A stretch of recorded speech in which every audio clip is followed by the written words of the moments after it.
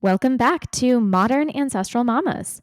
We are so glad to be back here today recording, and today we have a very special guest, someone we're both super excited to interview. Corey and I have talked a little bit about this in our previous personal episode, but we wanted to reiterate again our purpose behind starting Modern Ancestral Mamas, which was we wish that there had been a podcast like this when we were young, first-time moms. Our mission at Modern Ancestral Mamas is to offer ancestral wisdom for the modern mom. And we know the importance of how our ancestors ate and lived and raised their children. And our goal is to bridge this gap and make ancestral living practical and attainable for the modern mom or parent. And this is why today's guest is so important.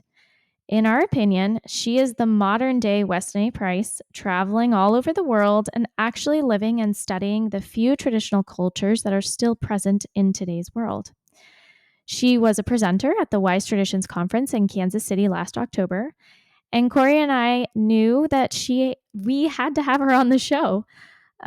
So without further ado, our guest today is Mary Ruddick. Welcome, Mary.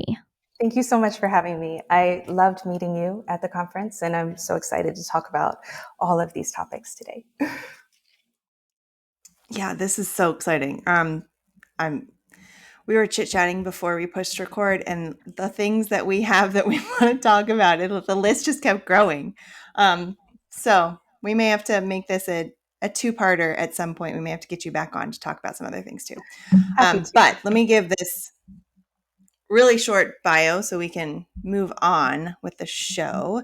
So Mary is an ancestral nutritionist and experiential anthropologist who specializes in neuromuscular disorders, infertility, hormonal disorders, and disabling chronic diseases. She can see, this is where I always get myself caught off. She can regularly be found endangering herself in the untouched corners of the world to learn from and distill the wisdom from the last remaining traditional cultures. That is a mouthful, but it's also very descriptive. And clearly that gives us a lot to talk about. Yeah, I don't know if any of our listeners were able to hear her presentation at the conference. Man, was that it was so interesting, and lots of fun stories from your travels. But and if you didn't get to, which I didn't get to see your talk, unfortunately, I missed it. But if you didn't get to see it like me, then you can get the recordings from the conference and go back and listen to it. Yeah. All right, let's go. Okay. So, Mary, just so you know, we start off every episode with a question related to the topic of the show. And so today is kind of a little bit of a different question, but basically, I'm wondering, have you ever had a moment when you felt that you've been amongst family or community and your connection with your family and community has transcended whatever food it is that you're eating? So basically, has there ever been a moment in which you felt that the connection with the community goes above and beyond like the food that you're being served, whether that food is nourishing or not? I would say almost always, to be perfectly honest, almost always, whether it's with my family or whether I'm with the tribal communities, the indigenous communities.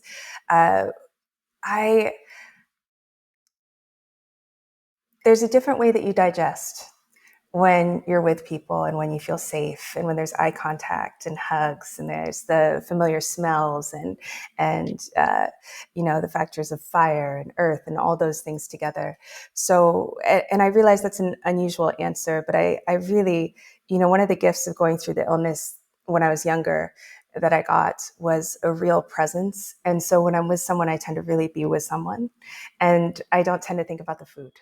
So I eat a lot less when I'm with people. I have to actually watch it. I tend to come back from the trips a lot thinner, unintentionally, those kind of things. So yes, I'm sorry to give you such a generic answer, but really almost always.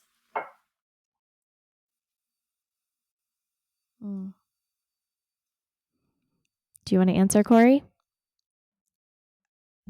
Okay. I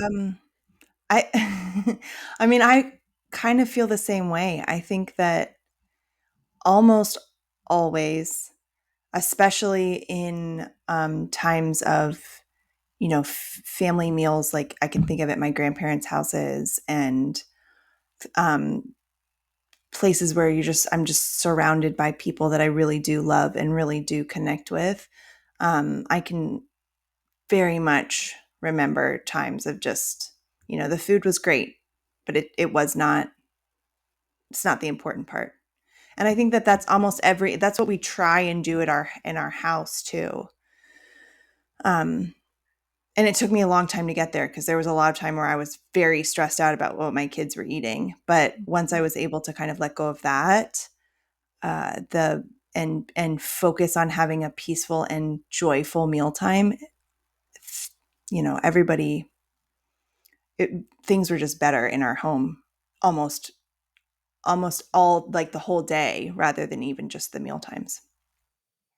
Hmm. Yeah, I agree with you, Corey, in that that has been something that I've personally had to work on for some time in the earlier years of my kids' lives. We were isolated from family. We were not around family. And it hasn't been until recently in the past 3 or 4, now going on 4 years, that we are again in the same city as family members. And that comes with a lot of different ways of eating. And that's been really hard for my over controlling self to let go of. And I would say in the past maybe year or so, I've really witnessed the importance of, you know, letting the kids be with the grandparents and the aunts and the uncles, and just feeling that connectedness and that unity with the family members, and not stressing about what they're eating, and knowing that the connection is more important than the food that's on their plate. So, yeah, I completely understand what both of you said, and agree with it. Yeah, I think we're in a really Yeah. a very difficult time right now for families. There's no question, because families are very isolated, right? Moms, dads, and kids are typically very isolated from extended family. And the reality is, our nervous system does so well around extended family. It really relaxes. You can use an HRV monitor to see it for yourself. You can look at the studies. But even when it's not, it might not even be people that you like that much, but if they're very familiar, the nervous system feels better than when you're alone. So I think you're headed in the right direction. Mm. This is I I mentioned this book to you at the conference, and I don't know if you have looked at it at all yet, but I just think that both of these conversations go hand in hand. And we have not interviewed this author yet. She is on our list for this year to interview. But the book is called Nourished, and it's by Deborah McNamara. And pretty much the premise behind the entire book is this importance of safety and relationship over food, and talking about how to establish that within the home, and how if you don't have that first, it doesn't matter what you're feeding your family, and it doesn't matter what your kids are eating. That that's the most important thing. And she even goes so far as to say, are you familiar with Maslow's hierarchy of needs? I am. Yeah. Yes. Okay, so for the listeners who might not be familiar, this is Psych 101, and basically it is a pyramid similar to the food pyramid. And at the bottom of the pyramid, Maslow believed that the most important, uh, I don't want to say things, but the most important things that humans need are shelter. And I might get this wrong. I might get the order wrong, but we need food, then we need shelter, then we need love, and then I believe at the very top of the pyramid is self actualization, or something like that.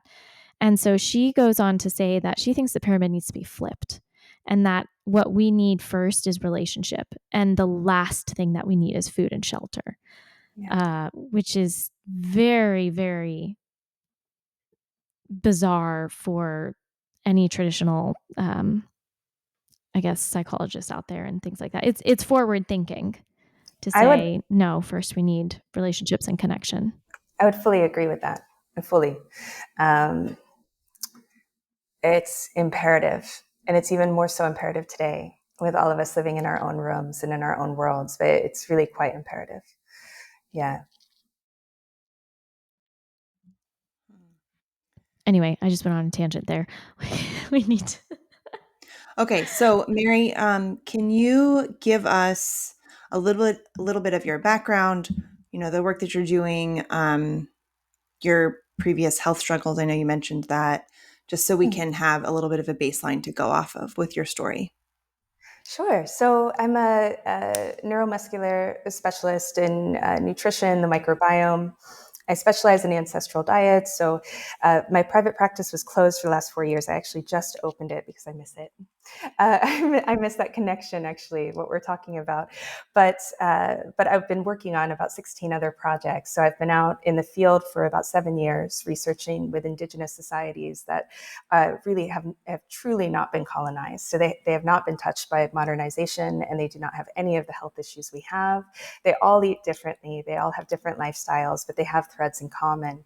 And so I've been almost with a mania going and running around to go see them because I'm seeing how quickly they're getting modernized. And so I really wanted to document that, especially with a bit of video. Not like I'm not a documentarian, so don't wait for that, folks.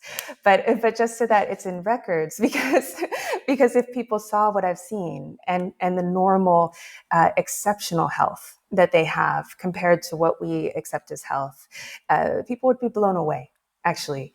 And seeing as these societies are modernizing and becoming like us with our health issues, I felt that was very important. So I put my practice on hold. My private practice, I worked with everything from infants to pregnancy to people that were over 100 and all conditions. And I think that's actually what made me a strong practitioner, because I could see how the different conditions related and what could be done in each situation. But I've never been rigid. I teach a lot of different diets when I'm in private practice.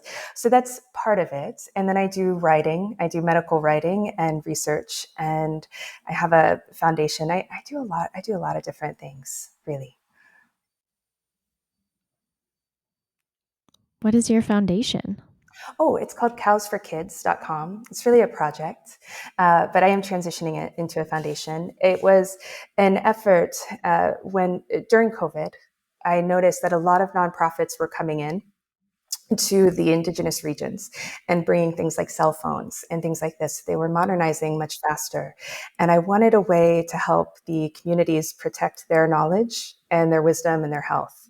And so it's basically like a Kickstarter for each different village, if they're living traditionally, for them to keep their traditional foods in the schools. Because when the kids go to the government mandated schools, they're fed uh, really horrific food, which I'm sure many people wouldn't be horrified by, but anyone who studies this stuff would.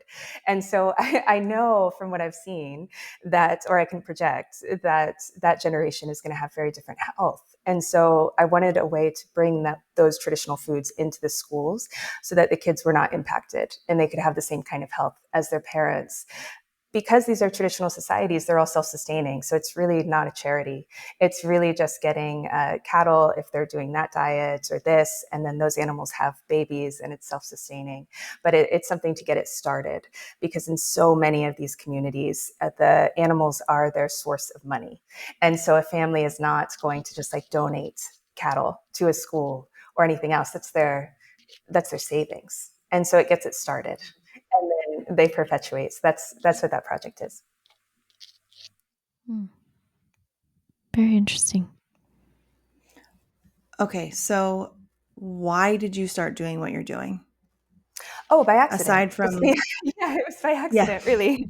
Yeah, I didn't have any interest in Okay, health. how In do you, fact, how do you accidentally do this? I know.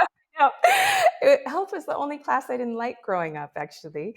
I had a sister Oh, who the always irony. I know. I had a sister who always knew she wanted to be a doctor, and that was something I always knew I didn't want to be. I knew I didn't want to work in healthcare. I knew from the time I can remember I wanted to work with marine animals and be a marine scientist. So that was always the trajectory I was going with. And honestly, I wanted to be a mom. That was the biggest thing that I wanted to do, and paint and these kind of things. But marine biology. So I was studying in a field station, and I got an infection that went into my brain when I was, gosh, what was that, 20 years ago? More, almost 25 years ago. And it left me with severe damage in my nervous system, the hypothalamus pituitary, which led to a condition called dysautonomia. Or POTS is a common version of it. It's an umbrella term for many different nervous system disorders. That trickled down into complete disability, with organ damage all over the body, nerve damage, full disability in bed. Like it really went on for a very long time, about 12 years, and ended up reversing it through traditional diets. After trying a lot, honestly, we had done Western medicine for about 7 years. And then when I was pretty close to my kidneys giving up, we started looking in other areas and stumbled upon a lot of the anthropological medical books from the 1800s. So I would count Weston A. Price's book in there as well. He was one of the first ones I stumbled on. It's really 1900s, but in that range. And I saw how healthy people were in these regions of where these doctors were going. And I saw what they were eating. And they were eating the opposite of what we were being told to eat. I had nothing to lose at the time. So I was like, well, let's try it. And so it took about 5 years of experimentation, lots of lifestyle things. It was not just diet. It was a lot of lifestyle, a lot of mental work as well. But it did pop into remission finally at year 12. And then I was so fascinated when I went into remission with such a wildly expensive health condition just by changing my groceries and my lifestyle that I went back to school to study this formally. And then I opened up a private practice, again thinking, really from Ohio, so DC and then Ohio. No one does diets there. Maybe they do now, but it was like a sin to do a diet. So I really didn't think it would be a career, and I thought it would be a hobby. And really, almost right away, it pretty much blew up. And then that was my life trajectory from then on out. How I got to the tribes, probably wondering. About 6 years into remission, I kind of woke up to the fact that I could maybe do whatever I wanted now. I'm healthy. What do I want to Oh, do? wow. Yes. And so that was the first thing I thought of. I really wanted to go see if any of these regions still existed and if they were healthy. And I genuinely didn't think they would be there or be healthy, because it had been almost 100, 200 years in some of these instances. But on my first trip, the first community I went to was in the peak, peak health, on a level I could have never anticipated. And so then I had the bug, and I didn't stop for the last 7 years. That's pretty much how I got into it. Out of curiosity, can you describe what peak health looks like? Oh, I Ooh, can. good question, Christine. A lot of things that we take as normal are not normal. And I didn't know they weren't normal either. Everything from having headaches. These folks have never had headaches, or, cavities is an obvious one probably for your crowd, but no eye issues, no arthritis, no anxiety, no depression, no mental health issues at all. Zero. No fatigue, no anger. These people, it's like the regal version of a human. Very calm, collected, joyful, and loving is what you see. The women don't have any fertility issues at all. There's no cramping with periods. There's no hormonal issues during menopause, the switchover. That perimenopause that so many experience does not exist, and we can go into why. A lot of that is lifestyle in addition. Uh, they have no death in childbirth. They don't die in childbirth. It's very quick.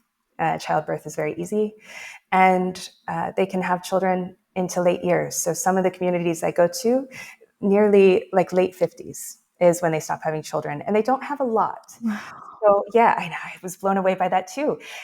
Some of the communities will typically have like 2 to 3 children. They know how to time it, right? And others, if they're more stationary let's say they're agriculturists. So maybe they raise grains and vegetables and animals.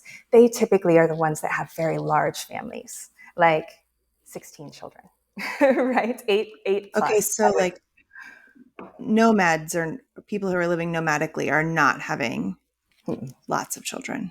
In my experience with all the That's what you mean. communities I've been to, no, it's usually 2 to 3 would be more normal.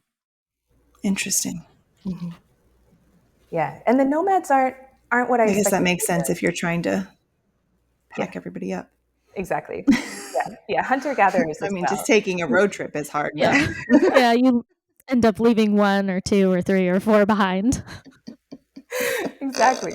Exactly. Yeah, and hunter gatherers are the same. They usually don't have a ton of children. They'll have usually around 3, with the chief maybe having 4 to 5. But that would be the most. Usually, it's really more the agriculturalists that have a lot of children. And is spacing really a thing? Yes and So no. spacing So kids. yeah, I do recommend it, especially in our day and age, but and our lifestyles and where we live, if it's possible. But they're not. They do most things with a grace and an ease and just a natural way of going about things. So it's not so mental. It's not like a decision like we're gonna space it. It's more Mm, like, well, the body needs time. The baby needs the milk. These kind of things. It's more mm, natural. I don't know if I can put that into words. It's a very good question, but it's not something like when I ask them these questions, they don't know how to answer, right? But if I change the question and get at like, when did you have your first child? When did you have your second? When did you have your third? And I ask everyone in that community, it's a pattern. And so you can see the spacing. And then I can take that and be like, so you have children about every year and a half, every 2 years or 3 years, whatever it is for that community. And then they'll say, oh, yes, because. And so, and so it's often yeah, okay. yeah. Interesting. Yeah. Wow. No, I'm just processing it and realizing that I have thousands of questions. I know. So Write I'm them just trying to down. categorize them. Write them down. Write Well, them down. so we one of the emphasis of this particular episode that we want to do with you is to talk about family, community. What we're, both Corey and I are so curious to know, what does that look like in these cultures, and what are these structures like, and how is that different than what we have currently in modern day? Is there anything that we can do to maybe emulate a little bit of what these traditional cultures are still doing? I don't know. Talk a little bit about that. Yeah, I love that topic, and it's one of my favorite things about going to these communities. The family structure is, when you witness it, it feels so different than what you might think of coming in with our current culture. It's incredibly loving, and for me, and I realize we would all have a different answer for this. For me, it is my heaven. It is like my ideal, right? So I'm sure there are a million people out there that would vomit at this idea, but I just love it. The women are the caretakers and the nurturers, and they have the children. They do some of the cooking. They're the social glue, and they're very loving with each other. So they're never alone. They're always with the other women, which is typically their sisters, their best friends. Can you just imagine here, like, if we just got to hang out all the time and our children could play, and that was like, that's pretty good. It's pretty good, and everyone's happy because the babies aren't crying and they're sleeping. Like, it's really lovely, and it's an incredible community. And the relationship between the husbands and the wife is one of incredible respect and joy and love and tenderness. It's like when you see that on those rare occasions you see an old couple who have been together who genuinely love each other, and they kind of nuzzle into each other. It's like that. It's very sweet. It's very sweet. And what I've my perception from visiting all these communities and then in relation to what I've seen and in our culture is that it comes out of the respect from divided responsibilities. So the men have very different responsibilities than the females. And because of that, there's a lot of respect given, right? Because the men know that they're not doing the things that the female does. And the female knows that she's not doing the things that the male does. And so they have this incredible respect for each other and appreciation. And I do see that. And I'm lucky enough to know a lot of my friends have wonderful marriages, and there's a lot of wonderful marriages in my family as well. And I see the same thing. Whereas in our culture today, I see a lot of, with the families I work with, just overrun stress on both sides, the male and the female. They're both trying to do it all.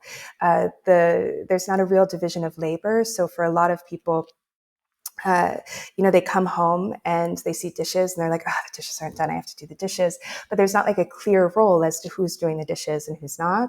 And so there's a lot of resentment that gets built up and exhaustion, right? And so I see a completely different picture with this. Now, for the men, they really enjoy getting up and providing. They're very proud of providing, and they love doing that. And the community loves it that they, reciprocate, and that they're quite happy about the providing. And so there's a lot of joy and respect and appreciation, and that goes into elderly years.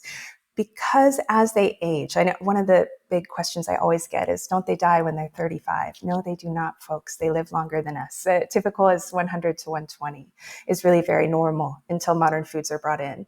And they do that with excellent mental acuity and really perfect physical health. They can hike faster than I can and dance faster than I can without getting breathless. I'll be out of breath.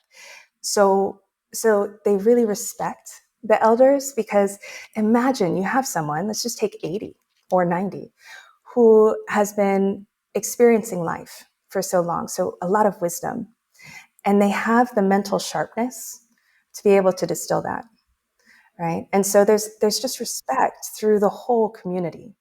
And because there's not a culture of lack in any of these areas. They're not lacking food. They're not lacking really anything. They're quite abundant. There's not that chronic daily stress either. And then they have the inner joy from making all the feel-good chemicals. They're doing all the lifestyle and the dietary things to get those produced. And so it's a really beautiful structure, I would say.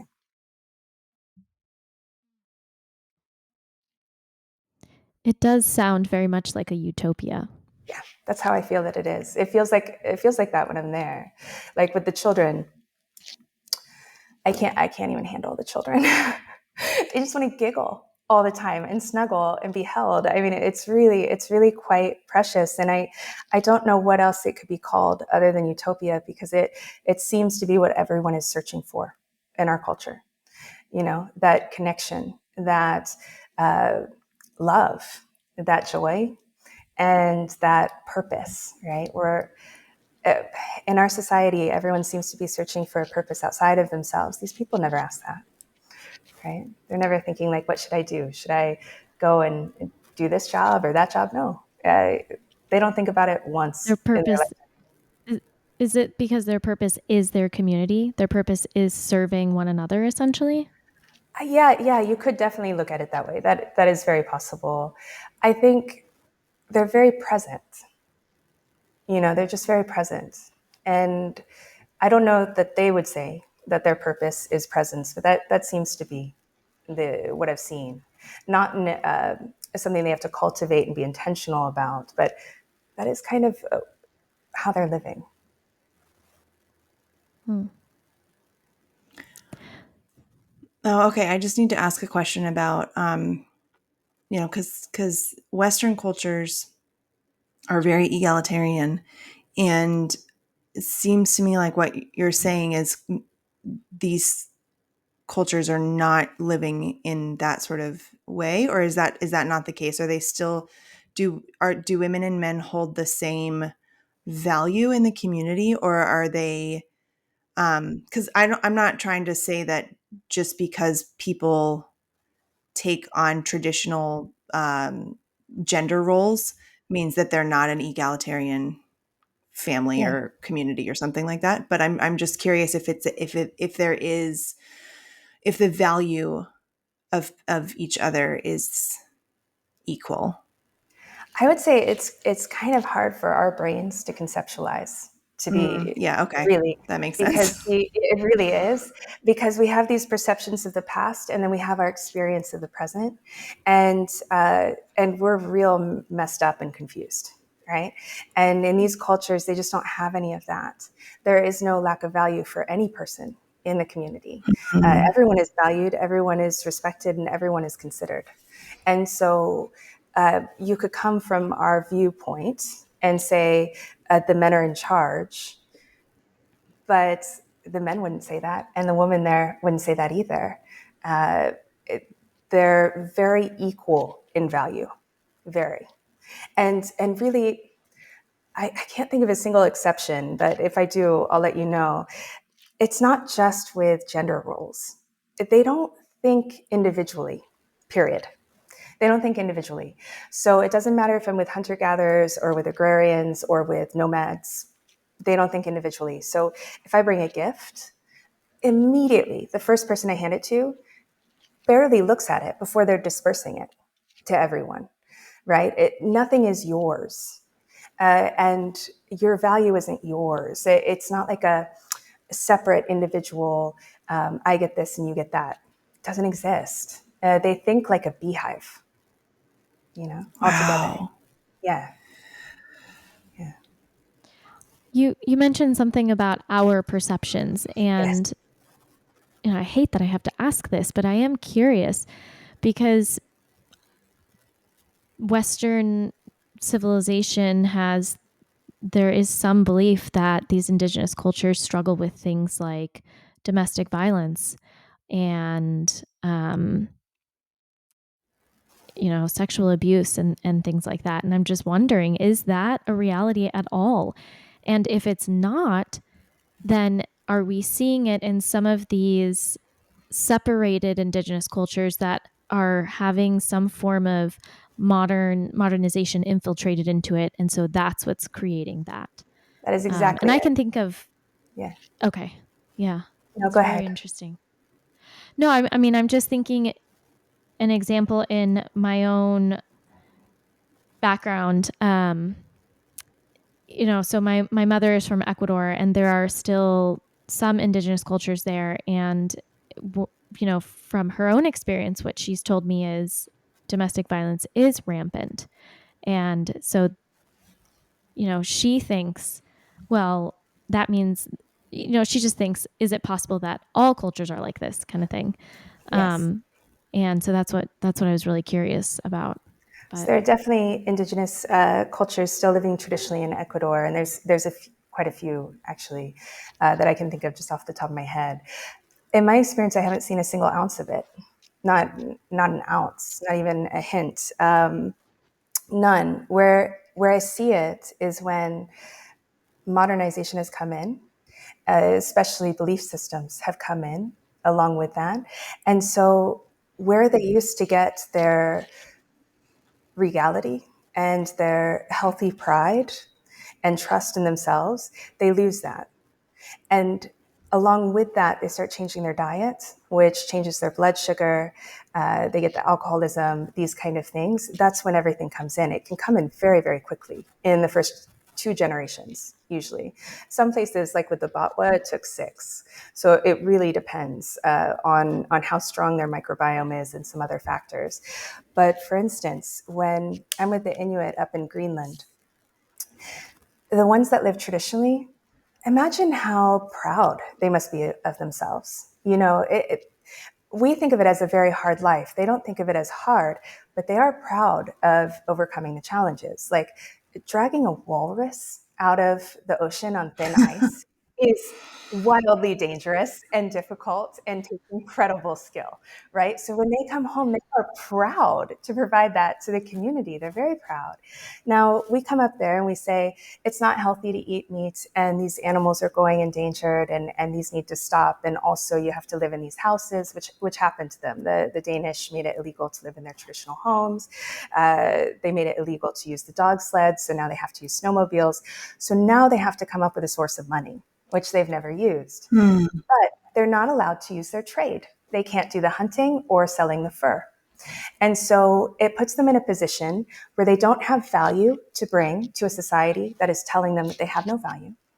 They have to create a way to provide for their family, but they can't do it. They're in a total catch-22. And at the same time, they're given alcohol, which they've never had.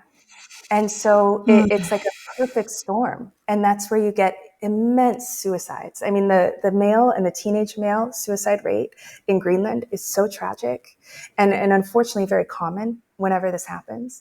And then you also have the domestic issues, like in Papua New Guinea, where I was earlier this year, in the semi-modernized communities. It's horrific on a level I don't even want to share with your viewers.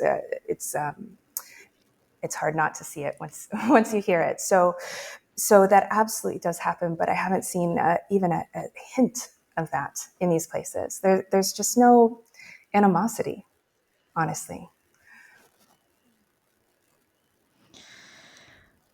What are we doing as humans? Have you read *Sapiens*? Yes, a long time ago. Yes. Okay, I'm sure you can probably. All of that makes a lot of sense as you go on your trips. Okay, wait, let's I want go to talk back. more about, I want to talk about the family structure. So what does family structure look like? What does childcare look like? Are Yeah. these multi-generational families, or are, and are they living, if they are multi-generational, are they living under one roof? Are they living, with like grandparents next door and then aunts and uncles on the other side? Or, what does this all look like? And obviously you've been to a lot of different places, so this is going to be different for different cultures, I assume, but just give us some ideas. So, Maybe the ones that you've been most struck by. I don't know. okay. Well, for the most part, the family sleeps on one bed in one place. That's definitely the most common. And it's a small bed. It's the size of a twin bed. And you could have a good 13 people on that one bed. What? Okay. I, I I I know. was reading a book with my two kids, so there were three of us on a twin bed just tonight, and I remember you saying this at the conference Yes. and thinking, where can the other 10 people sleep on this bed? I don't understand. This Are is they why I take. small people? Like Christine's small and her children are small. I'm like, I I'm a tall person and I have not Mary's hugely very broad tall too. but yeah, Mary's tall. And like I can't imagine. We had to buy a king size bed when we had our third baby because we already had two other children in our bed with us. And then I put a twin size mattress next to my king size bed so that we could have the baby in the middle and then the two bigger kids, and then me and my husband, we were all in one bed. But it was like a king size bed with a twin size mattress. I don't understand where you're putting all these people, Mary. I don't either. I mean, I've seen it, but it's still hard. It's still hard. They tend to all really snuggle, and in some communities, like with the Chaga in Kilimanjaro, they continue to do that even with their adult children until they get married, and so they're not super adult, but like 18.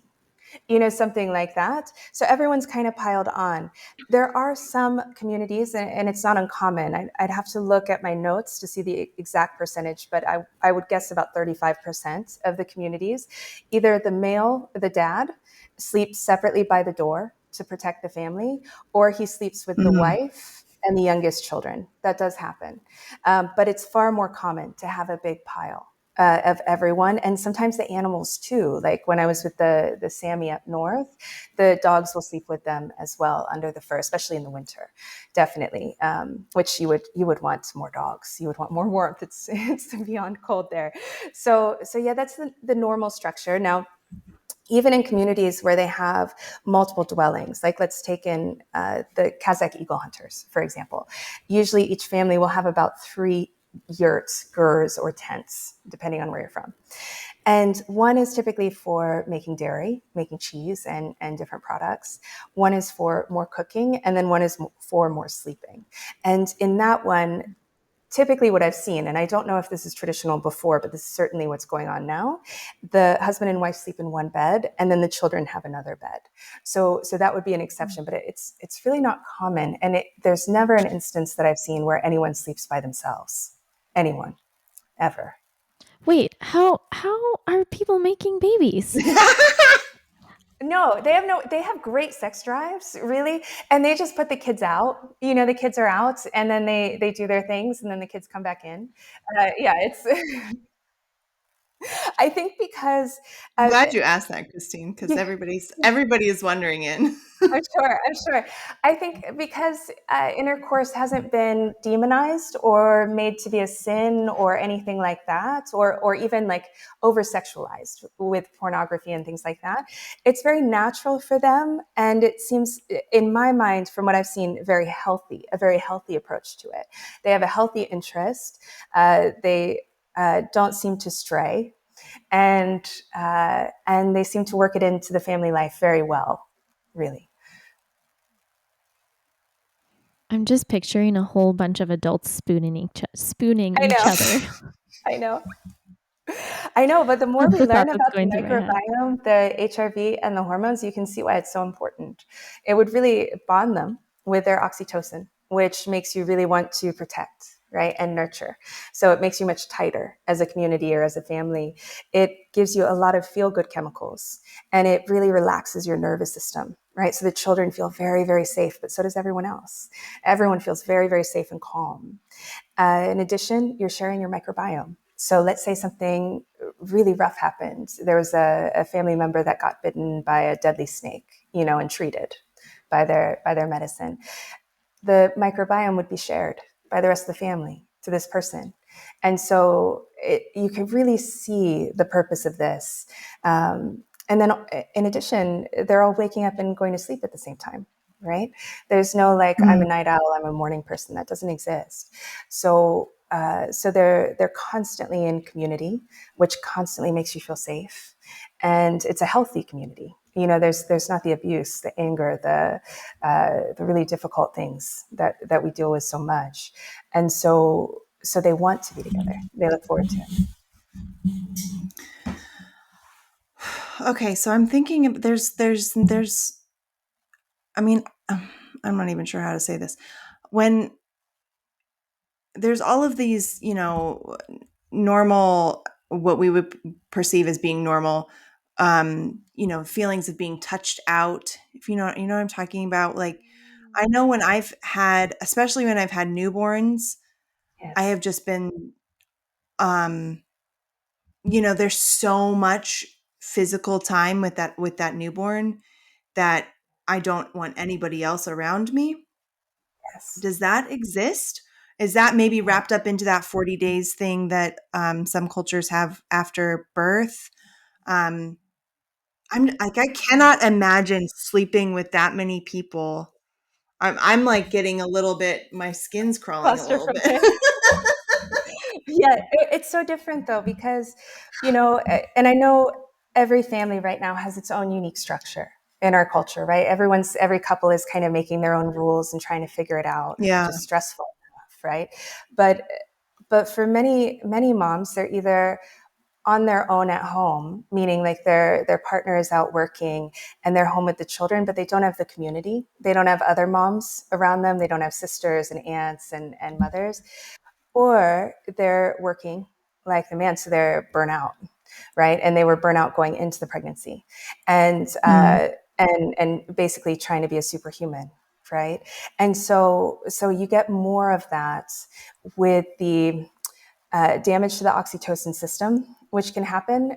What you've experienced, that's not an issue of that, but that would be in the extreme cases, right? When you meet people that don't like to be touched at all, not just when they've just had a child. That's when you would see that. That's a burnout oxytocin system. But now I think I really think being introverted or needing time alone and time off right now is a very normal human response because we have all these sounds and all these situations coming at us. And we don't have in fact, we should make a new hierarchy of needs, really. You guys, we should do this together. The because we no one in our culture, I would be shocked if anyone did, actually has the things you need for your nervous system and your body to recover after a birth. And so when I'm in these Mm. cultures, there are a couple, although it's very rare, where the woman and the baby are off with the other women after birth, but that is not normal. Normally they're back together. But we have to think how different it is, right? One, they have so much energy and health that if we could put that in a pill, we would be gazillionaires, right? So they have a lot of that. Two, they're very calm and their babies are very calm. Their babies sleep through the night and they don't cry. So you have no, so you just have this adorable little cuddly thing that wants milk. I mean, it's like it's adorable. And they strap it on the back or they hold it. You've got your aunts, you've got your sisters, you've got your best friends to help. So you're not abandoned and alone. I feel like in the best of situations now, women are very lucky. If I mean, I would love it to get to stay home with the children, but it has a whole new stress that we women have not had before, and that is the isolation of not having other women around. And so it's really not the same as these cultures experience. You add on that the nutritional issues, the light pollution, and all the other things. A mom is going through a lot, and we are wired to care for our children, and we sense a lot of things around us, right? As much as we want to shut down our intuition, mother's intuition is really strong, and you're going to pick up on things and want to protect your child, and that's going to be stressful, right? Even over small things. And so you get to a point where you just frizzle and you're like, everybody out, right? Because you can only handle so much as a human, as a nervous system. Take away the emotions as a nervous system, and so it's really quite natural, and it's protective. Because if the mother doesn't take care of herself, when society is not taking care of the mother, what's going to happen to the child, right? So that feeling that you may get to like, I need my own time here, I need to put this down, is necessary, and I would say listen to that, because you have to be healthy to be able to take care of your child. And we are living in a very, very challenging time to be a mom. I'm not gonna lie, this is making me a little bit emotional. Like it bums me out that that community is so thin in our culture that it and that you have a baby, at home or in a hospital, doesn't matter, and you are on your own essentially, usually after day 3, you know and and if you are you have other children and your partner has to go back to their livelihood, say you stay home, which is a huge blessing, but your partner then has to leave again after a few weeks. And maybe if you're lucky, I mean, my husband had to go back to work like the after one of my kids, he literally left the hospital after I'd given birth and had to go back to work. Um, and it's exhausting. It's exhausting. Yeah, I really feel Um, it's very clear to me from what I've seen. The way that we're running society is in opposition to having healthy families, healthy bodies, healthy children. It's not respecting the human body at all. It's not respecting the mother. It's not respecting the dad. Everyone is burnout, and no one is happy, even in the best situations.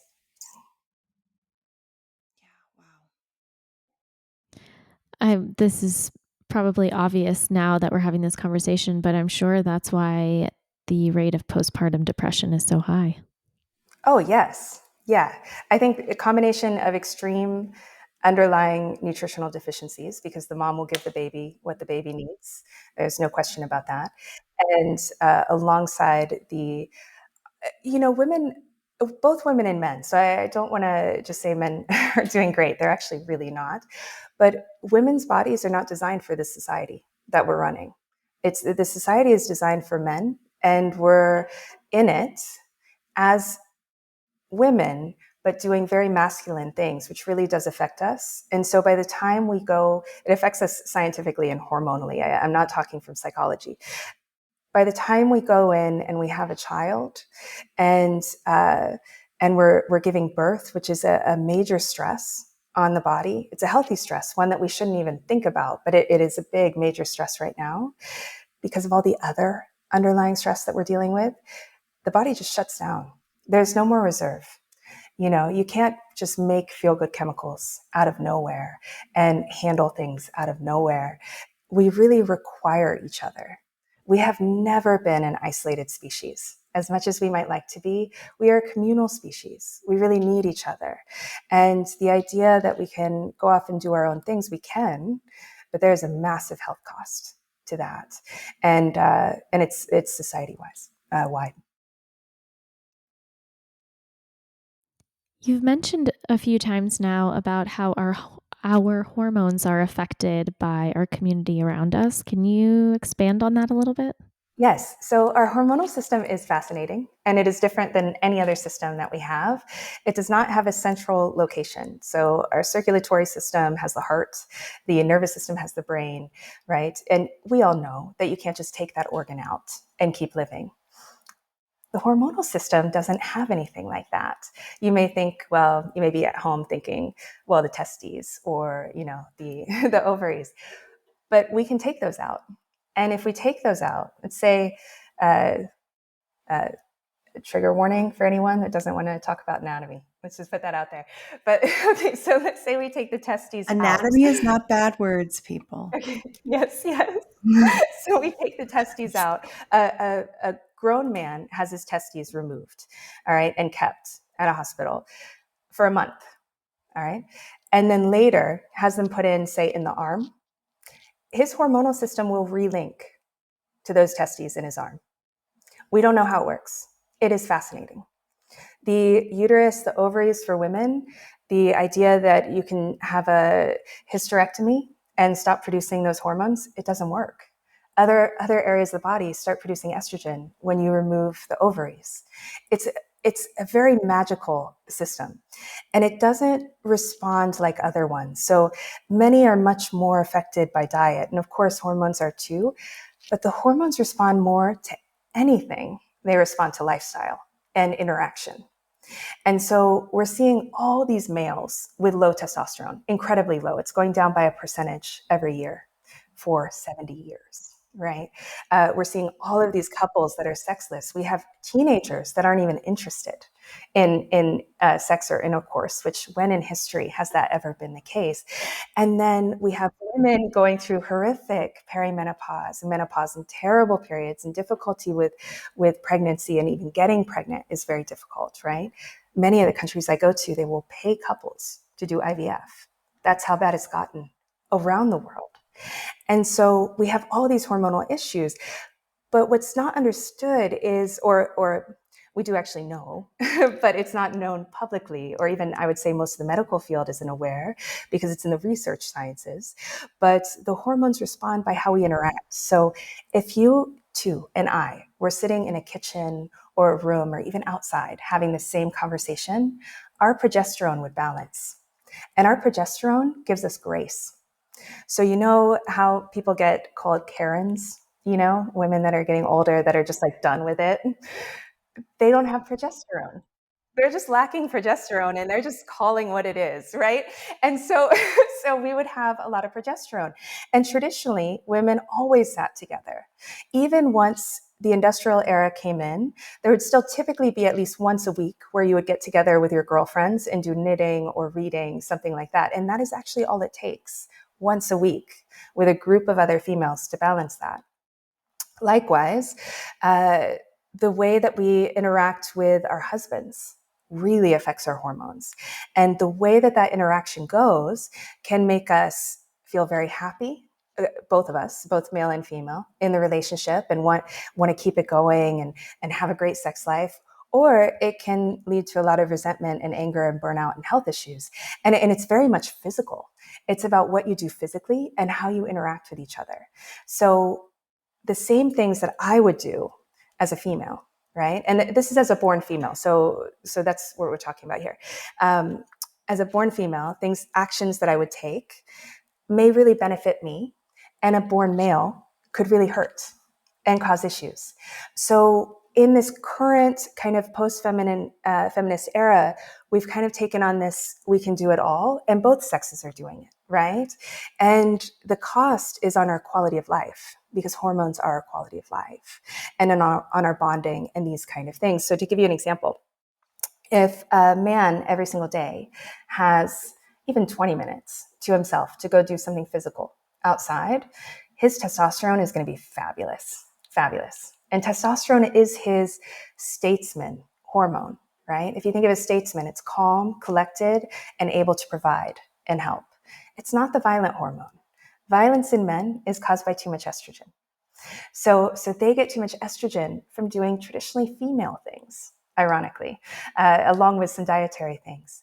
For us, if we go outside and chop wood or go work on a project, no benefit. In fact, we could be pretty stressed by that. And definitely if we're chopping wood, we're going to produce too much testosterone, and especially the other male hormones, which can lead to PCOS, endometriosis, the hormonal acne, and these sorts of issues. So simple things that we would think don't matter can really impact our quality of life. And if we start to learn about these things and figure out how we can incorporate them into our daily life and into our modern life, right? Because we do live differently now, we can be so much happier in our own bodies, but also in our relationships as well.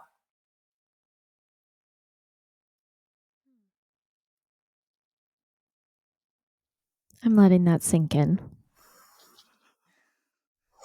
Okay, so what are we talking about here? You gave the example of men going out and chopping wood, or I don't know, building something, or what would be the opposite of that? What would be the feminine thing that would it be Mm. like cooking, or would it be tending to the children, or Yeah, I'm almost having a hard I time know. like figuring out what that means. I know. I don't want to alarm anyone, but I'll give you a different example. In the hunter-gatherer groups that I go out with, people are always asking if women go. And I see a lot of articles Yeah. online expecting that, oh no, definitely this community, like 2,000 years ago, the women went hunting. Well, what people clearly don't understand is, one, female hormones. Our hormones change daily, and the animals can smell that. We are not good hunters. No, it doesn't matter how good of a shot we are. It's a problem for getting the animals, right? And so the males go out. Now the males get a reward when they come back with an animal to feed the tribe. They get vasopressin, which is their hormone that bonds them to their wife and to their children. So for men, they have to work for something to bond. If they don't work for something, they don't bond. If we take the huli that I was with in Papua New Guinea this year, the men have to go through about 10 years of challenges before they can take a wife. And even then, they have to build a house and do all these things before the wife's family will say yes. Can you imagine with vasopressin bonding, how much vasopressin they've already produced in order to be able to have a wife, to have children? They're going to fight for that woman and child. They're going to bond. They're going to stay. They're not going to be looking at the next female that walks by. They're not going to be trying to get out, right? And so the act of doing that is very helpful for the male. Now, if we go out hunting, it causes health issues for us, right? We're going to be producing too much testosterone. And that doesn't mean, ladies listening, that if you like to hunt, go hunt. It's not that. It's you can incorporate the things that you can incorporate and see how it benefits. But really, with the amount of estrogen and progesterone issues we're having, it's very relevant. So, for instance, I think it's very kosher to talk about children. So let's talk about children. With babies and with infants and toddlers, the way that they bond to humans is different with the male and with the female adults in their life. With the female, when the female nurtures the baby or the toddler, that's when the toddler will produce oxytocin in response and bond, right? When the mom plays with the toddler, you don't get that. Conversely, When the male plays with the toddler gets oxytocin. If the male nurtures, the toddler does not get oxytocin. So very different hormonal responses to the same activity, and we have that across the board, from carrying things to what we need for rewards, all of that for women. And why I think this is so relevant, because I'm constantly seeing people that are just burnt out and really struggling. Women need safety. They need safety, and they need to know that they're taken care of for their hormones to work well. I don't care who you are. You could be some hotshot lawyer. Hormonally, that is what is needed. And so right now, what do we have? We don't have safety. Even if you're in a great marriage, there's no guarantee that something won't happen and that you're out on your own. There's not a whole community supporting it, right? And in all the indigenous communities, if something happens to the dad, let's say they don't have divorces or issues because they don't fight, but let's say let's say that they were trampled by an elephant. Okay, they have a structure as to who takes care of the wife. There's never a question of the woman and the children being taken care of, and so they're never in survival mode. Women now, from teenage years on, honestly, from menstruation, pure survival mode. And the actions that we're taking, which are very masculine, because that's what our culture really dictates, right? Unconsciously, it's not anyone's fault. It's very unconscious. But right now, it's all about action, right? You talk to a child, what do you want to be, right? That's action oriented. And that's the masculine hormone that comes out with action. The exercise we give to children is very masculine, right? So it's fine for the boys. It's not as great for the girls. So all of these things really impact the hormones and can affect the health lifelong. But yeah, for women, they need safety for their hormones. I'm not talking psychologically. I want to really state that again. And for the males, they need to provide, and they need to work for something. They need to actually take action towards something. If they don't, if they have what we so often have now, the very casual relationships, which is zero judgment, right? I mean, I think it's most of the population, but it doesn't work for male bonding. And so it's going to be very difficult for when challenges arise in a couple that got together quickly and without challenge at all, like no requirements of the male. It's going to be very difficult when a challenge arises for that couple to stay together, because the vasopressin bond won't be there. And so it can really break down very easily. And it has nothing to do with how much you love each other at all. It has to do with the hormonal response to who you're responsible for. And that the traditional societies have nailed. And our society has really not. It's done the opposite. Unintentionally. Everyone is paying the price. Literally everyone is paying the price. So it's not surprising now that we have these low testosterone, that we have these low sex drives, that we have these fertility issues, and that we have so much depression and anxiety and loneliness and stress, because we do need the society, as well as within the house, as well as within the couple, as well as within the family. It's all important, very. Wow, that is fascinating. I wish that more people knew this information.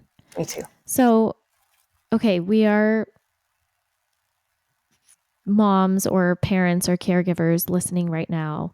We live in cities, we live in suburbs, we live maybe out on some property. How can we optimize our hormones with our current family structure?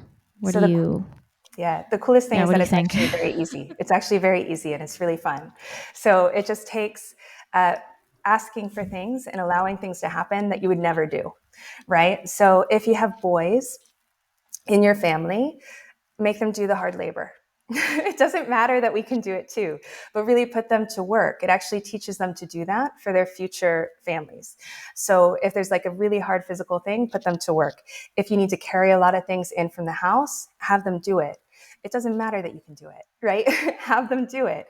And that actually will help their hormones and yours while they're doing that. So both of you will benefit from that. Same with if you're married. If you have a husband or a partner, same. Allow them to open the door for you. Allow them to come and pick you up. like, let's say you're getting in from an airport and you would normally get a taxi. Be like, hey, babe, I would really love it if you would pick me up. That'll really help your hormones. So really small things like that worked into the day can be very helpful. The reality is most women are working today and working at home, right? Like, so with the children plus out, and a lot of men are doing a lot of the traditionally feminine tasks as well. So there's a real hybrid. And the key to working it into your life is to make it into a bit of a dance, like to allow things. Allow someone to lift something for you as a female, allow them to open the door. Definitely schedule a weekly thing with your ladies. And when you feel that you are really burning out, have your guy do something for you. And don't hesitate to do that. I don't want to speak for you all. And I know we were all brought up very individually. I mean, America has so much range. But I really felt growing up like I should never ask for anything, that we're capable of everything and we can do it. And there's a great thing about that. But the downside is hormones, hormones, right? It's stressful. And so really allowing your partners to do things for you and dividing the labor. I would absolutely divide the labor. Now, if you're in a traditional household, meaning that you're a mom and you're at home with the children and the dad is out providing, for in that couple, doing housework for the woman is actually helpful. And I'm so sorry. Please don't. I feel like I shouldn't even tell you guys that, but hormonally, it's actually not, it's pretty good. And if the guy does it, it's not. It's certainly good on occasion, like once a week. Absolutely. That is great and will help your relationship, but not as the norm. Whereas if the wife or the mom is working outside of the house and comes home to do the dishes, you don't get the same response with the estrogen. You get a lot of cortisol produced as well. So it's not really good for either partner at that stage. So that's where you could delegate to the children to do a lot more chores and tasks to help with that.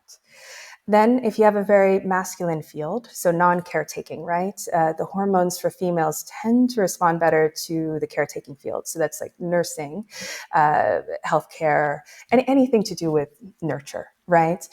It's a lot Teaching. harder. Teaching, absolutely. Yeah. Being a secretary, all those things. Those actually work great with our hormones. It's a lot harder with some of the more masculine fields like CEO, lawyer. There are fields within being a lawyer that are easier for the hormones, like real estate law, but most of it is very difficult. And so with those, what you want to do is you want to balance out your home life. If you have a very masculine career and you want to stay in that career, you love it, then at home and with your relationship, you want to really culture that feminine and do all the things you can do to allow your feminine hormones to be balanced and not to use your masculine. Have the guys lift the things and plan the dates and pay for the things and all that kind of stuff if you can. So that would be really the way to kind of adjust it and go about it as best as you can. Wow. This is so much not what we're used to hearing, you know? I Oh, Unless, know. I I mean, like, no, I'm just thinking of the average individual hearing this and our overly feminist society and just all of the issues which will not be named on this podcast that are going on careful, right now. Christine. I know. I think the problem is that everything is so well intentioned. The feminist movement was so well intentioned, and what's the fallout has Yeah. been, at least in my opinion, has been on one side absolutely wonderful. I love that I get to do all the things that I do. I think a lot of us do. The difficulty is that there's not much, in my opinion, and I could be very off base. I don't feel that there's a reverence for the real feminine energy and what a female brings to a relationship, to a family, to a community. It feels like that's been very downplayed while the masculine has been upplayed. And so, Hmm. like growing up for me, I always wanted to be a mom. But where I grew up, it wasn't okay to just say that you wanted to be a mom. It was, you said what you want to do in a career and right. And I don't know, maybe that's changed. I don't know. But the fact that it's difficult to do or even choose to do or find someone to do this with what women have done for thousands of years, and where they've been really exalted and respected and valued, there's a real hole there. So to me, what I've seen with feminism is that it was very well intentioned and a lot of it was very needed, but it's also left the feminine and the skill set of the natural feminine as undervalued. And I think it was very unintentional, but that is what I see. And when you go to these communities, and I realize your listeners probably will never be able to because so few people do, you remember. If you have older aunts or grandmothers around you, you remember the wonder of being around this warm, nurturing, lovely, graceful being that is just there to make you shine. It is a fabulous energy. And then you bring in it, as a practitioner, of course, I have to say, uh, the mom was the doctor of the family, and she was who nourished the children and gave them the healthy, safe nervous systems, that safe place that they knew that she would be, right? And so these things have kind of been discarded as unimportant, again, unintentionally. But there absolutely is a human cost, and there's a hormonal cost. And so hopefully, I really hope that we'll be able to integrate, these things that we're learning about the hormones into our modern life. I think there's no reason why we can't, and have a much better one, and much better relationships with it. This is making me so grateful for being back in a city where I'm surrounded by family.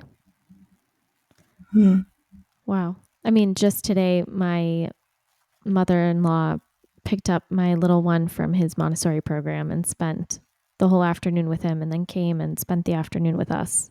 And like I said, had dinner with us. I mentioned that earlier. Before heading back home, and it's making me appreciate the family that I have here, and making me realize, wow, it's way more important than I thought it was. I knew it was important, but whoa. Yeah, we're not Didn't even scratching realize the surface. Like it's yeah, so how much of an wildly impact. important. It's so wildly important that I don't have words Wow. for it. I don't have words for it. Like, yeah, yeah. I obviously I have no words for it. It's actually very, very important. Oh man. It's almost overwhelming though, because our culture is so not set up that way. I mean, Yeah. Yeah, even if you live, closer to family, um it's still we've all been so trained to be so fiercely independent, that it is very difficult to even imagine trying to set that up. But I really appreciate your attempt to kind of boil it down to, um, practical things that we can do in our lives, because it is impossible. I mean, for the most part, impossible for us to truly get back to a sort of, uh, small cultural situation, because of the way the United States is. But those are some things that are definitely doable. yeah. I Um, think I think what can be done is, whether you're dating or you're in a marriage, the way that you relate to that partner and the way that you relate to your child, those things can be brought in. Absolutely. mhm. Because the reality is, it is a bit scary as a woman now to to get into a marriage and to not have something for herself, right? Because we Yeah. don't have the community, we don't have the guarantee, we have a very high divorce rate, and we have a very high mental illness rate. Right. So we have a lot of people, not just males, just people in general, that are a bit dangerous. so so you kind of need more support. So I think I don't think it's realistic for us to go back, as much as I would love everyone to experience what I get to see.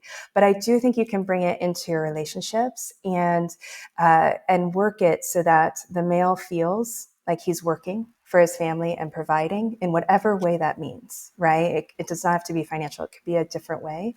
And that the female is in the nurturing role and that she's being made to feel safe. Those two things are very important for each other, to respect each other, to bond long term, and to really be there, like a real ride or die when conflict and issues come up, right? Because we all have major issues that come into our life, and they're always unexpected. And one thing I see in all of these groups is that from the age of childhood, really young children, they're working on character development. But then you bring in the bonding that they have with the hormones, and if something comes to that village, they all unite against that. There is none of this inner bickering or inner family bickering or inner community bickering. And so we can bring those hormonal bonding techniques in, regardless of the family structure and the things, and then balance out our work home life as much as possible, delegate as much as possible, right? And really start to appreciate the real gift of what the other person is doing, right? Because it's much easier to appreciate someone when they're doing something different than you're bringing to the party. If you have a potluck, no one's like super grateful except for maybe there's a dish that's like extra good, right? It's just a potluck.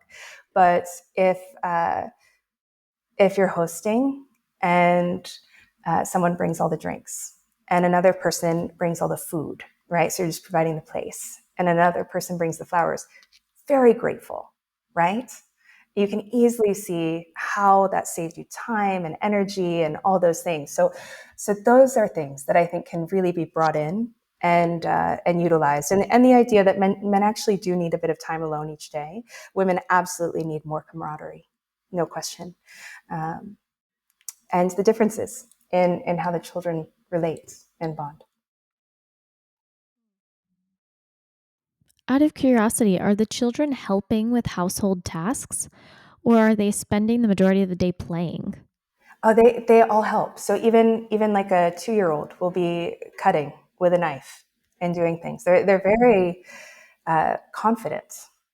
They're given a lot of trust, and then they feel very confident. And so, once the time they come off the back and they're no longer sleeping and nursing all the time, and so much less frequently, and then they're doing all the things. In fact, they'll even have their toys will be like bow and arrow that they practice with, so they really will be doing all the things. And at what stage, or at what age, I mean, are male children kind of sent off with the men and female children encouraged to stay with the women? Well, it depends. So the different communities are a bit different with that. Some are more extreme. Like with the Huli in Papua New Guinea, the boys go off about 10 and they don't come back until they're sometimes even 18. They don't come back. They go to like a What do you men's mean they go school. off? Yeah. They go into Okay, the sorry. Go woods. ahead. Yeah, they go into the woods with the other teenage boys, and they learn to make something called a hair hat, and they learn all these things that they have to bring into the community. So if they're not able to do these things in the community, then they're not allowed in, right? So they kind of Christine, have your to. son just turned 10. I know. Well, so I put a lot of thought into his 10th birthday because after listening to Mary's talk, I realized he's not going to go into the woods and kill an animal, or I'm not going to go leave him there for a month. What are we going to do? How can I bring significance to the fact that you are now 10?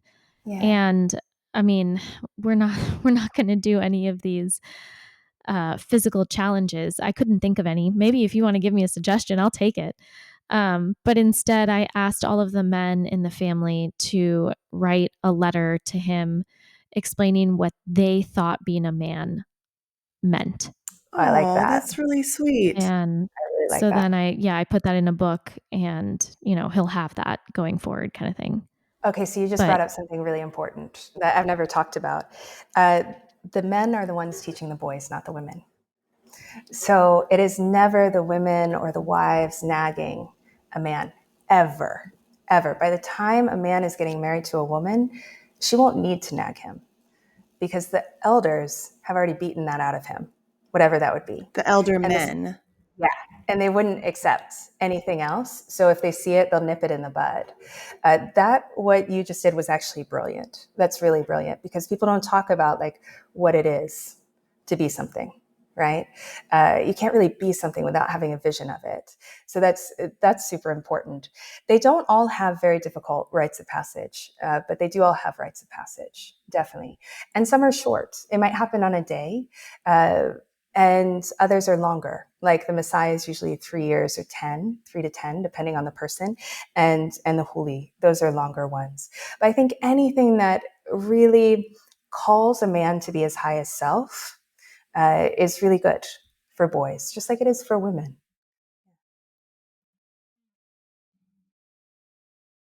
Wow. Wait, you also said something.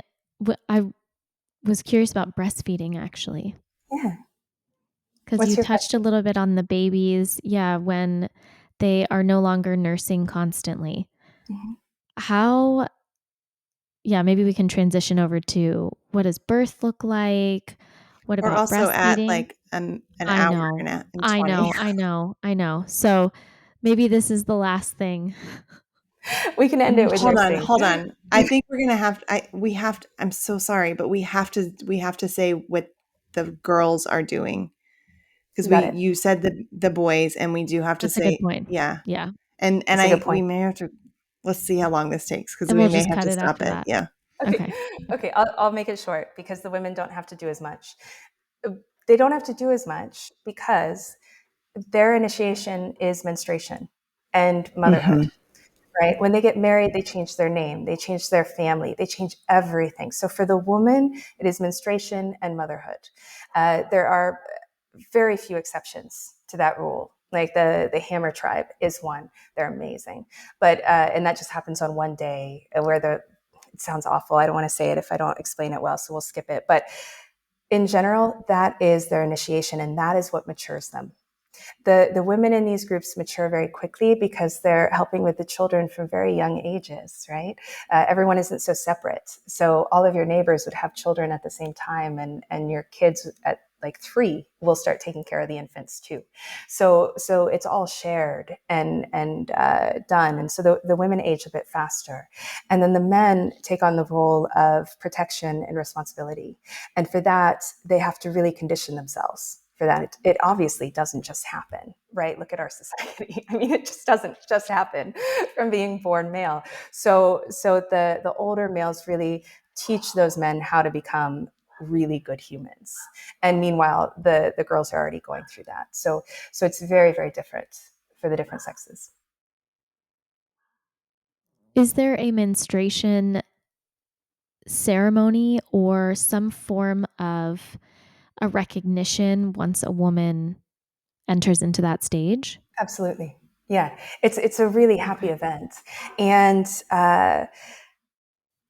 and one thing that you may want to know actually in regards to that is that I haven't yet been to a society that marries girls young. So a girl may start menstruating at say 11 or 13. It's usually at least 2, if not 5 years before they get married, sometimes even longer. So they really that may not be too surprising for anyone listening who has animals and cattle and things like that. Even with my dog, right? I have a pedigree dog. I didn't intend that; it just happened, and I love him. But the breeders said, we want to stud him, so you're not allowed to. Basically, they gave him to me to take care of, but they want to stud him, and they said you can't stud him for 2 years. He's been ready to go for a year and a half, right? But ready to go. He is like jonesing at the bit. But they know that it would be too stressful on his body, on the female dog's body, and it won't be as good. They won't have as good of children, right? Puppies. Same thing in these groups. They've seen time and time again what works and what doesn't. And so they don't do the premature marriages that we can see in some of our societies today, which I feel is relevant to talking about that. Yeah, that is important. And when it comes to menstruation, do they leave the group when they're menstruating? Are they around men at all? And How are does they that even cranky? Like, does PMS, I mean, I know you said that there's less cramping, but like, Yeah. Do you get the hormonal thing where you're cranky for a couple No, of they days? don't. This was one of the most mind-blowing things of my learnings over the years. They get nothing. They get nothing. The most I got anyone to admit is like maybe a little bit more tired, maybe like just a hair, like just a little bit, but not really noticeable. You know, they don't get the moods, they don't get the acne, they don't get the cramping, the bloating. They get nothing, nothing. Um, Very few societies the women go off. In general, the bleeding is not as heavy as it is for us because their hormones are balanced. They bleed, but it's not insane. It's not a ton, and so it's manageable with leaves and things like that, or a bit of fur. It depends what culture I'm in, and they're not seen as dirty or needing to be separate. Nothing like that. Now, in some of the hybrid communities, hybrid, what I mean by that is slightly modernized. It could be very slightly, like really slightly. Those communities can do that more, to where the woman then would go off into the woods or be with other women. But it's really uncommon, I would say. I think it's more of something from our biblical European tradition and less so with the indigenous. They don't, they very much are part of nature and really have a reverence for nature. And so menstruation is part of that. And it's not seen as taboo or dirty or anything, anything but a good thing, really. My, how different that is to today's society that tries to suppress it as much as possible. Yes. Yes. Okay, I think I'm so sorry about the breastfeeding thing. I think we'll have to have another conversation with Mary at some other point. We can talk all about boobs, but um I think we are at an hour and a half. We have to just call this. But if you could boil it down like to, the richest caramel possible, what would be the thing that you would tell to mothers, particularly mothers of young children, or children still in the home? What is the one thing that you would give, or one piece of advice that you could give to them? Got it. Uh, if applicable, and please don't feel guilty if it's not, I realize you all are stretched in a lot of different directions, but if applicable, hug, touch, and nurture your children as much as humanly possible. Eye contact and touching is very, very important for both of you. So I would do that as much as humanly possible. I would really delegate. I wouldn't hesitate to get the children doing chores and helping out about the house. And conversely, with the men in your life, if you're with a man, uh, have him do things for you. He'll feel good about it, and you will too. So that is very important. I want to leave you with one fun fact, if I can. Can I leave you with a fun fact? Yes, please.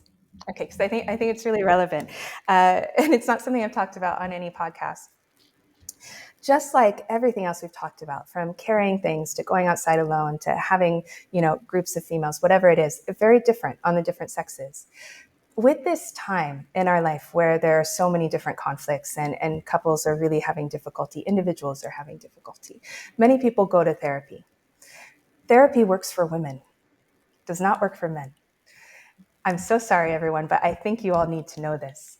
So, talk therapy, the traditional form of talking about your emotions, will give a man more estrogen. It will actually make him more depressed, more stressed, and more violent. It's one of the reasons why you see often in couples, if they go to talk therapy, the man shut down.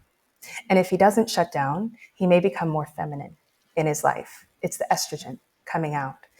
Now, that doesn't mean, of course, that if you're having trouble, that you just do nothing. Of course not. A man has to go towards action to get his correct hormones going so that he doesn't have the depression, the violence, the anger.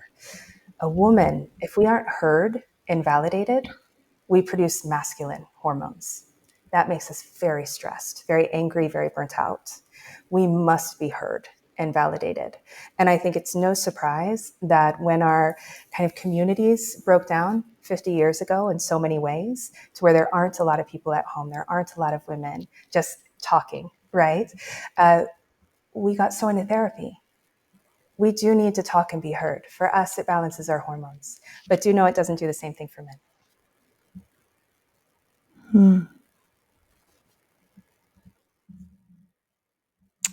Oh man, I'm gonna have my husband listen to this episode. Oh, same. Like, can I blast this somewhere so everybody can hear this? Well, I just think like there's so many good things to talk about in regards to raising children, in regards to how you structure your marriage relationship, in regards to how, you're relating to each other and oh man, there's a lot Yeah, your of wisdom extended here. family, your friends. Mm-hmm. This makes me feel better about when you say try to hang out, I guess, with your girls or, with your Yes. girlfriends, whatever, once a week. Yeah, there is something. I get insane amounts of oxytocin after I see my girlfriends in person. Yeah. Like, it's Yes. like, oh, I feel so great. Why, I want to do that every week kind of thing. Um, Yes. yeah. Wow. Oh man. No, I, I just don't know what else to say because this information is so valuable and so important. And also, I will say this, I do remember leaving your presentation at the conference feeling very overwhelmed because it is a massive juxtaposition to the way we're living today. So it it it begs the question of how do we bridge that gap? What can we do? I'll tell you. I'll tell So you. I Yeah. oh Because I, yeah. yeah. Because Yeah, I give me the have this. pill. What's the magic pill? Yes, I have this with my clients too, because especially when my practice was open, I was working with very disabled people who really did have to do extremely difficult, extremely strict diets. They could not have a bite off, sometimes for years, right? So that's not the normal population. But what can often happen in those situations, as you start to learn more and more about how light affects you or different things affect your health, is you can want to put yourself in a bubble.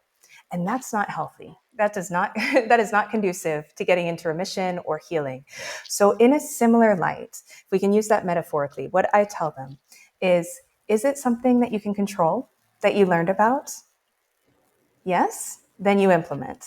If it's not, you don't even think about it, right? So you may not be able to affect that you don't have extended family, or they're not around, or you don't have that community, but you can control how you show up in your relationship. You can control how you show up with your children, and you can control your own posture and giving yourself rest. Women absolutely need rest. We cannot operate like men. If we do, we have the horrific health issues. We need rest. So we can carve out different days and have different standards for our own self, and then show up to relationships with those. And that is what you can do. I never want anyone to stress about the things you can't handle, not handle, you can't change, right? There is a lot that we can't change. But stressing about that just lowers your immune system and makes things worse, right? Humans are resilient. We are so resilient. We can handle lots and lots of things. Obviously, our society would not exist at this time and age otherwise. So try not really put things on the shelf if they're not interesting and they don't help you and you can't implement them. The things that I talk about with the communities are more for fascination and for, oh, this is why.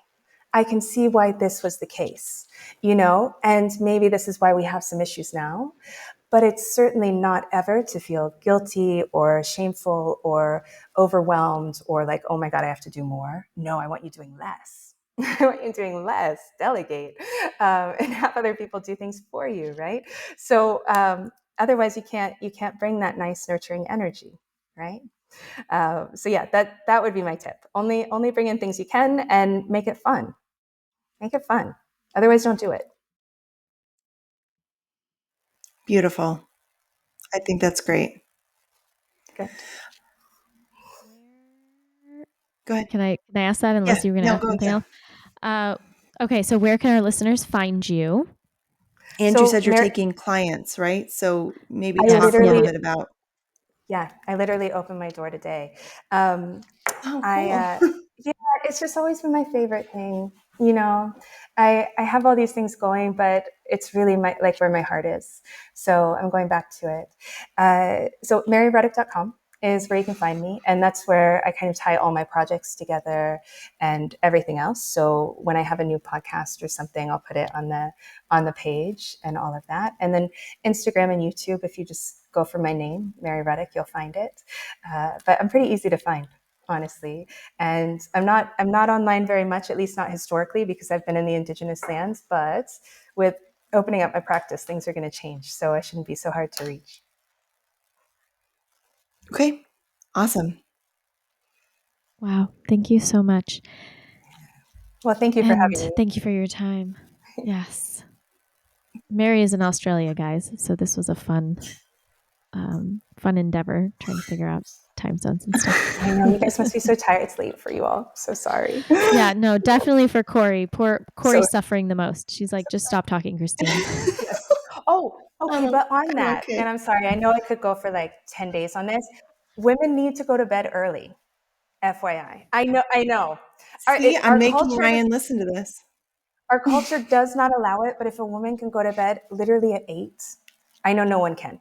Call it 9, but scientifically 8, totally different sleep, hormonal, immune, nervous system function. Completely different. Men do not have that. They still get benefit from the hours before midnight more than after. It doesn't matter if they have the same amount. But women in particular really need those hours before midnight. So again, don't stress about it. If you have an infant, you can't sleep, you're working nights. But if it's something that you can start to implement, absolutely go to bed earlier and make sure your partners know that we are not being lazy, we're not being weird, we are not being antisocial. It's very, very good for us to go to bed after sunset. Yeah. Can we wake up early though before sunset? Absolutely. Before sunrise. I mean, sorry, sunrise. Oh, yes. You could sleep like 8 to 4 is actually a perfect female sleep cycle. Very perfect. Yeah. See, that makes sense to me because when I put the baby to bed, or I mean, she's not a baby, she's 3 at this point, but when I put her to bed at like 7:45 and I just don't even want to get back up again, because she lays down in my bed with me. So, and she's warm and smells good. I'm like, I'll just stay with her. And then if I do that, because sometimes I'll just fall asleep with her and I wake up at 4:00 in the morning, I'm like, this is crazy town. You cannot get up at 4:00 in the morning. But maybe I should. That sounds so much better. It's so healthy for you. It's really the natural cycle. Yeah, cool.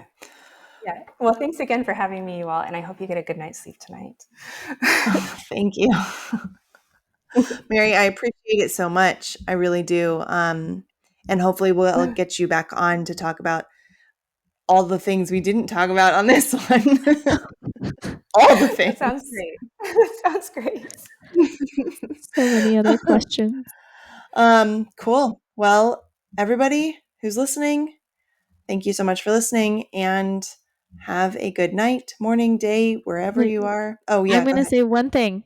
Please leave a review on Apple Podcasts, especially if you really liked this episode and you want to hear more, or Spotify, wherever you listen to your episodes. Please definitely leave a review. That will help us know what material to pump out for you guys. Yeah. And cool. Is this going to go on YouTube? Do you think? No. Maybe. Or maybe. We have not bridged the YouTube gap yet, but we are thinking about it. And we are now recording video. So if it goes on a platform like YouTube where you can ask questions underneath, I will try to answer them for you all. So excellent. We will post about it on our Instagram feed. So if you have questions for Mary, maybe we could go there. Yeah. Go there and tag me.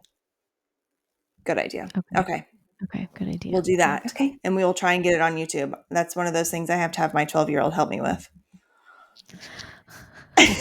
Wow. Perfect. That's perfect. Put into work. Delegating tasks. Yeah, right. Yes. Okay.